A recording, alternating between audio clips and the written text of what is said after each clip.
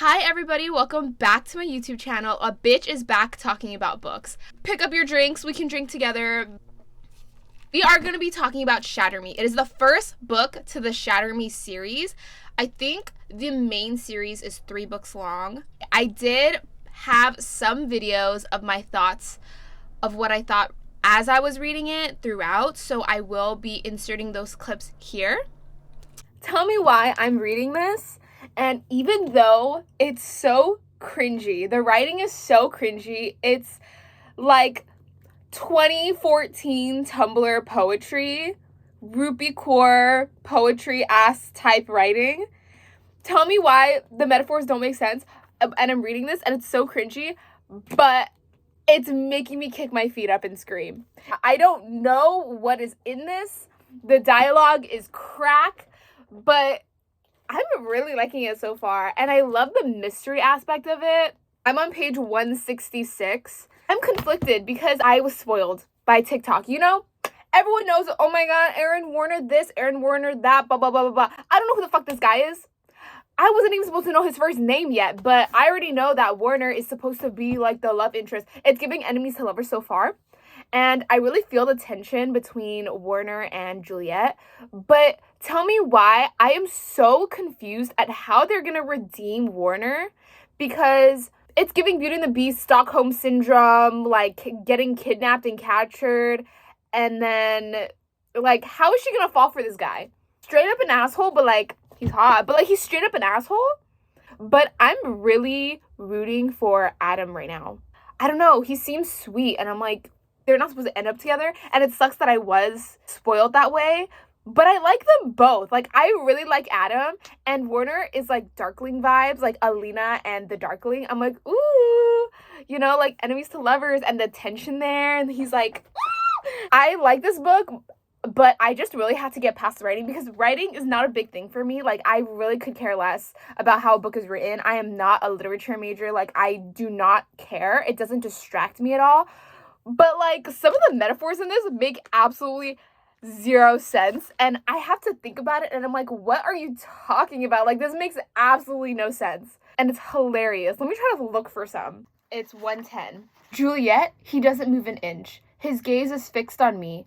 Calm, unflappable. 2 buckets of river water at midnight. Like, I am a dumbass bitch. But, like, what is that supposed to mean? 2 buckets of river water at midnight? And even though some of the writing is, like, really cringy that way, like, the metaphors just don't make any sense at all, I do like some of it. Like, it just flows so smoothly, and it's just like you skim down the page and you read it, and it's just so smooth, and you understand everything. There's a lot of repetition. I don't mind it. Like, they use a lot of numbers. 5 full minutes under piping hot water, 2 bars of soap, both smelling of lavender, a bottle of shampoo meant only for my hair, and the touch of soft plus towels I dare to wrap around my body, and I begin to understand. They want me to forget. They want me to think that they can wash away my memories, my loyalties, my priorities with a few hot meals and a room with a view. They think I am so easily purchased. Why does this read? Any page I open, it reads like slam poetry. I'll do a beat. I'll open a random page. I glance at the door and wonder what's waiting for me on the other side. I glance at the window and wonder if I'll ever see a bird fly by.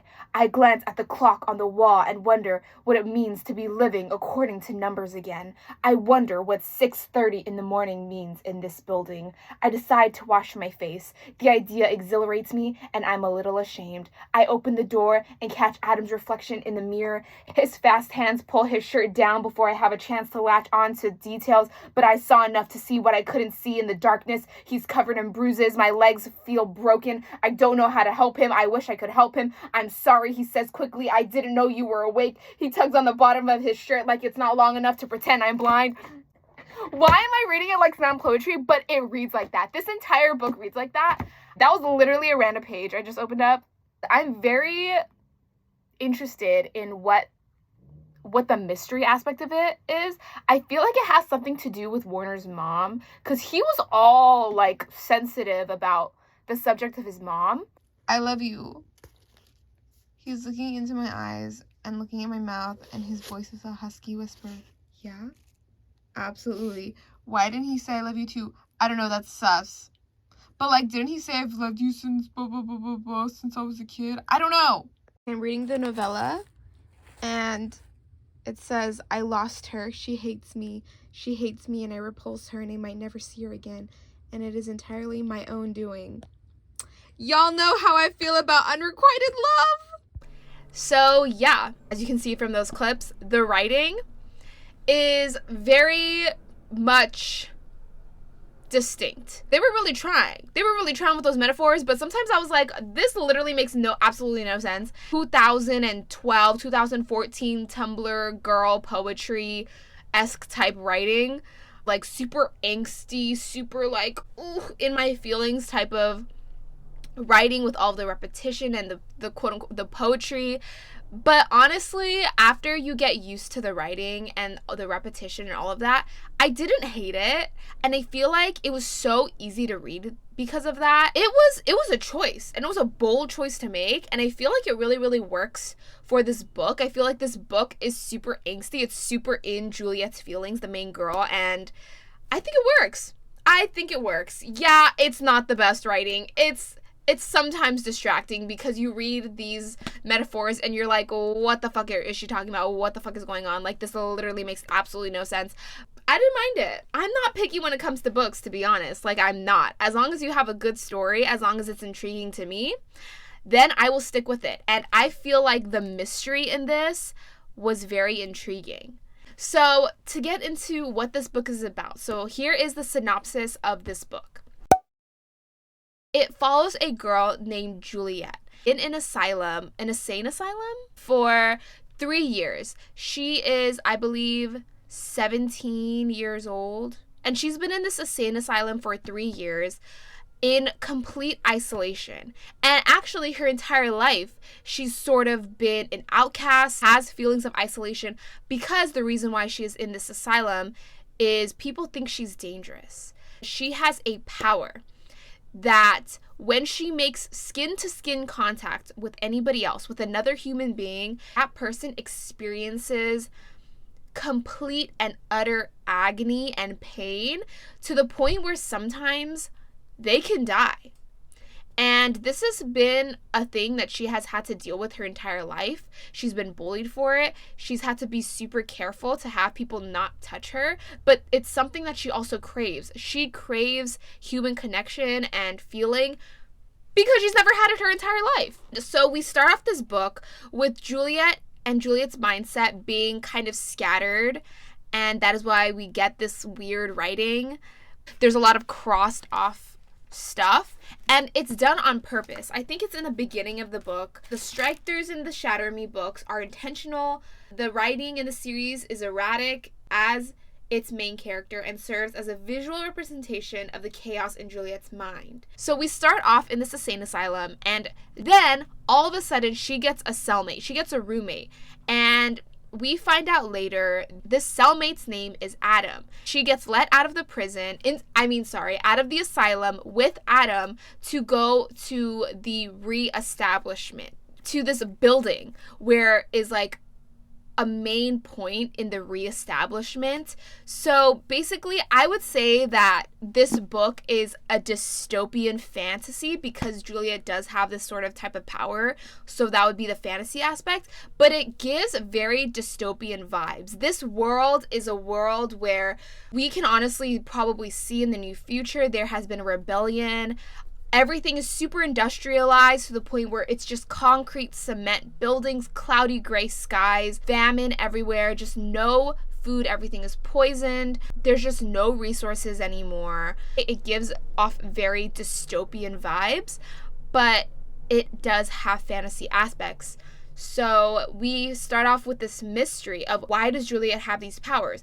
And she gets let out of this asylum after 3 years with Adam into the main area of the reestablishment, which is the new government that has kind of overtaken society, I'd say. And the main guy is named Warner. And Warner has this obsession with Juliet's power and what Juliet can do. He's just like uber obsessed with her, and that's basically the synopsis that I will give. There's mystery aspects to it because there's a lot of mystery with Warner and his past. And he's also really obsessed with Juliet, and we don't fully understand why. He has his motivations, his own reasons as to why he finds Juliet so engrossing. But yeah, I don't know. It's very up in the air. I do feel like in general, the characters are pretty strong. Like, not gonna lie, I know Warner's toxic. I know he's toxic, but I like him. I'm very interested in him. He's giving sociopathic, like, obsessive behavior, but I'm a Leo. I love loyalty. I love when a man is just super obsessed with a girl, and that is Warner. That is Warner. He is literally obsessed with her.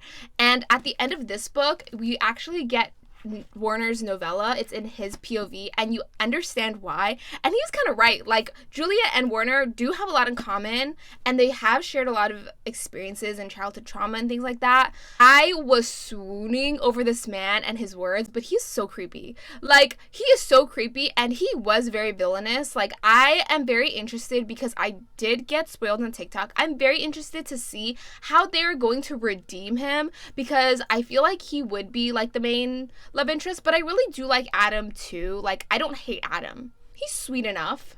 This whole entire first book is definitely a setup for the rest of the series. I really feel like that, because we didn't get enough in here. And that is the one critique I will give about this book. First of all, the writing does get distracting, because sometimes the metaphors just don't make sense.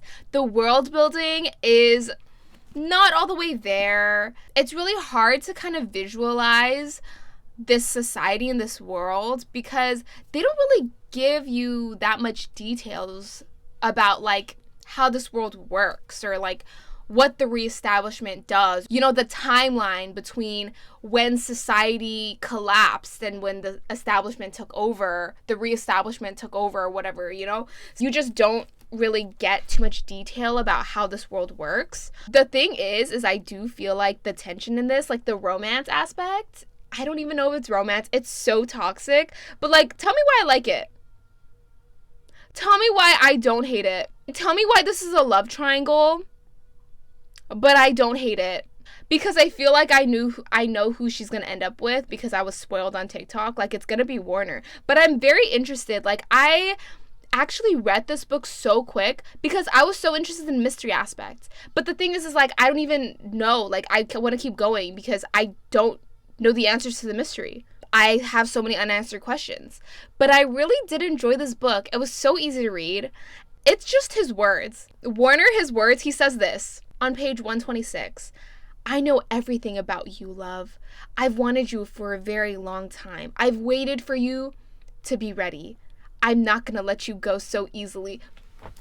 I'm like, why am I swooning? But also very, very creeped out. Like, I am swooning, but this is creepy. He literally spent his entire life looking her up and being obsessed with her. But, like, why was the tension so palpable? And why was I kind of obsessed with him? I know. I'm such a hypocrite because I talk so much shit about toxic romances. But you know what? I have a thing in my head, okay? Of when a toxic romance is acceptable and when it's not. Because the thing is like, this is not a real world. This is fantasy. Like, it's not a contemporary romance. This is not based in reality. This is not the real world. This is like an entirely fantasy, different world. And it was so entertaining. Tell me why. Like, it was so entertaining. And I wish I was Juliet. I wish I was this girl. I want to be her because everyone was in love with her. Why? The way that Warner could read Juliet to a T. He says this on page 130. He goes, it's time you stop pretending, Juliet. He takes my face in his gloved hands, so unexpectedly gentle. You don't have to be nice anymore. You can destroy all of them. You can take them down and own this world. But I don't want to destroy anyone, I tell him. I don't want to hurt people. They deserve it. He turns away frustrated. How can you not want to retaliate? How could you not want to fight back? He literally reads her to a T. On page 179, Warner presses his eyes shut for 1 second. Juliet, don't make a rash decision. Stay with me. I'll be patient with you. I'll give you time to adjust. I'll take care of you. I'm like, It's giving Beauty and the Beast Stockholm Syndrome. Why am I falling for this man? Like, he's so crazy and weird and obsessive. The thing is that I also feel like Julia is a strong enough person. You're insane. My hands are shaking, but I hold the gun to his face. I need to get him out of my head. I need to remember what he's done to me. You want me to be a monster for you. I want you to live up to your potential. Let me go, I say quietly. I don't want to be your creature. I don't want to hurt people. The world has already hurt you, he counters. The world put you here. You're here because of them. You think if you leave, they're going to accept you? You think you can run away and live a normal life? No one will care for you. No one will come near you. You'll be an outcast like you've always been. Nothing has changed. You belong with me. She belongs with me. Adam's voice cuts through the seal. Literally, Adam, like, I like him right now, but get out of the scene. Like, this is not your moment.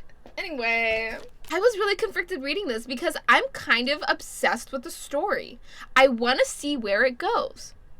It's not an amazing book, but you know what? I feel like for the story, it's so quick to read, and, like, it's kind of trashy, and, like, the romance is not healthy, but I like it. And I feel like Juliet as a character, maybe as we see her grow and come into her own, it might make sense. Because this is like the thing I feel with toxic romances is if the girl matches the guy, then I'm okay with the toxicity, if that makes sense. For example, Jude and Carden in the Cruel Prince series. Jude was bullied to no end by Carden. She was put through the ringer by this man, but we know that Jude is a strong character. We know that she can stick up for herself, to stand up for herself. We know she has her own mind and personality and is not a doormat. To me, even though if you think about it, like, he literally bullied the shit out of her, I love that romance. I love it. And I forgive Carden. But if we see something like, okay, Tate and... It always comes back to ugly love, doesn't it? It always comes back to ugly love. But Tate and Miles, girly, Tate did not stand up for herself at all. It's about the dynamic. And I feel like with this, Juliet looks like she has power, looks like she's gonna be a character that knows her own mind. In this book, I feel like even though, yeah, it's probably gonna be toxic as hell, like all hell, I feel like Warner, he is insane. He's actually insane. Joe from You vibes times 1,000, you know? I kind of like him. Like, not gonna lie. Kind of like him. Anyway, the world building is questionable, but the love triangle is juicy. Literally, this book was so cheesy, but the lines had me kicking my feet up and screaming. I was smiling to myself. I was reading this at the mall before my work, and I was smiling to myself, and I started laughing. I was like, I was reading it, like, sitting at... That's so embarrassing. In public, I was doing that. And then I was at home. Let me do this. That was embarrassing. I gave this book 3 out of 5 stars. The entire book is definitely a lead up to the next one.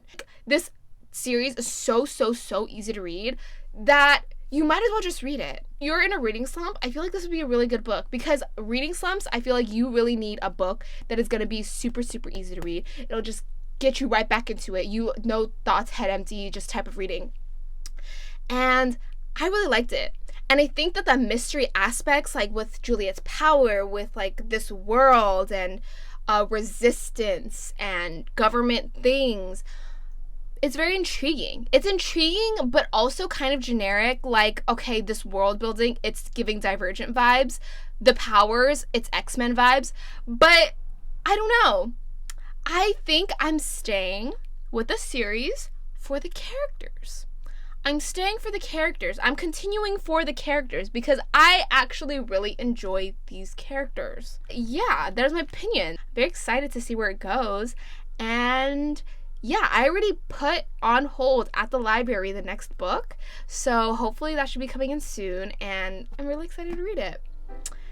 And yeah, that was my book talk for the day. I will catch you in the next one.